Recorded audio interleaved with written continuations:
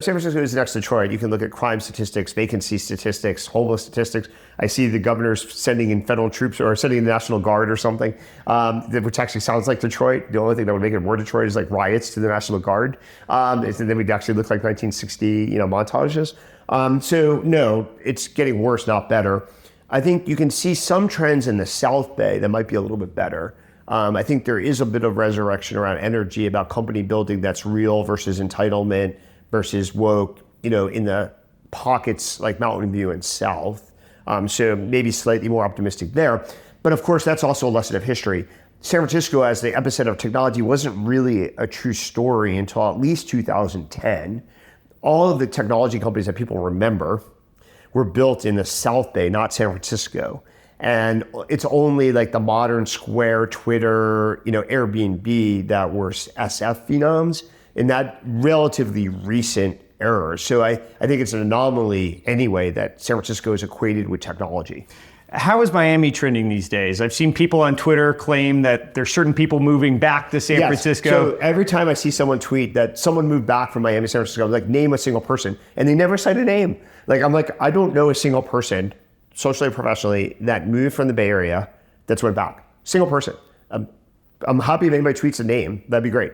I do know people who've come here from New York and moved back for whatever set of reasons, and maybe some other geos, but I don't know anyone in the Bay Area, which it'd be like, it's like, do you want to set for the next 10 years and be in misery, or do you want to be happy? When people move to Miami, they are inevitably happy. So for example, 60% of the Teal Fellows are in Miami this week for their reunion, 10-year reunion. And most of them actually had not been to Miami before. I went to an aggregation, a party sort of thing, Saturday night, and talked to a lot of Teal Fellows, probably talked to 40 Teal Fellows. My uniform takeaway was, wow, they're being blown away by Miami in the first 24 hours that they're on the ground. And I've already persuaded about 5 or 6 to cancel the return flight. That's pretty good for 2 days in Miami. Yeah, no, for sure. I mean, listen, I love coming down. That's my metric for Tech Week, by the way. So what fraction of people here come as the magnet is Tech Week, and what fraction cancel the return flight? What's your most contrarian view today? It's a great question. It's actually, I don't have a good answer, and it's very embarrassing. I got asked this at that Teal Fellow event, and I'm super embarrassed by this.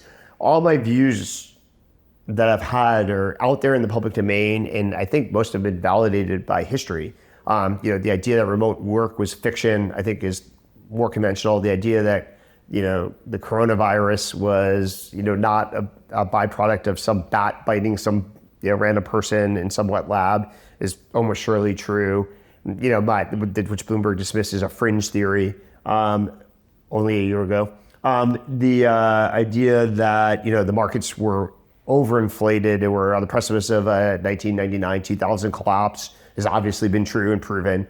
So I have to come back with new ideas. The more interesting version of this is, how do you get these new ideas, perhaps?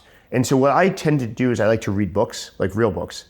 And by reading books that other people don't read, you encounter new anecdotes, new data points, and new ideas. And then those kind of combine in your brain, often when I'm sleeping in the middle of the night, to be a spark.